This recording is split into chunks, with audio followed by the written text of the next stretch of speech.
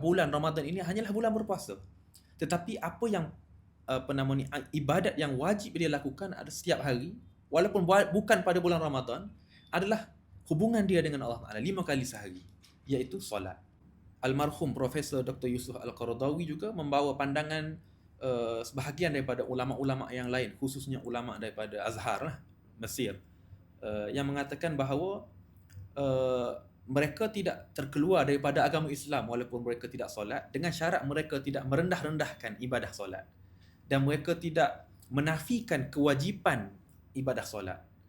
Kalau mereka kata solat ni tak wajib, maka itu telah terkeluar daripada agama Islam. Tetapi kalau mereka tidak solat hanya kerana acuh tak acuh, hanya kerana rasa malas, maka itu dianggap sebagai dosa besar.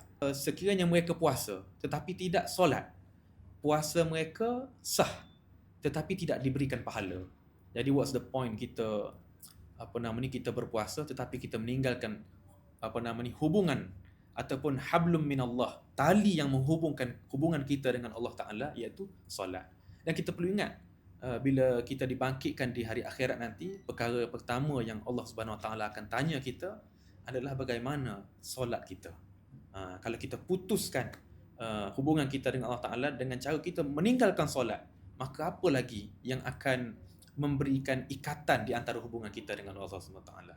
Jadi nasihat saya kepada diri saya sendiri dan semua sahabat-sahabat, kita cuba untuk perkukuhkan akidah kita, ikatan kita dengan Allah Subhanahu Wa Taala melalui solat kita. Perbaiki solat, pada masa yang sama kita perbaiki kualiti puasa kita, insya-Allah kehidupan kita akan lebih baik.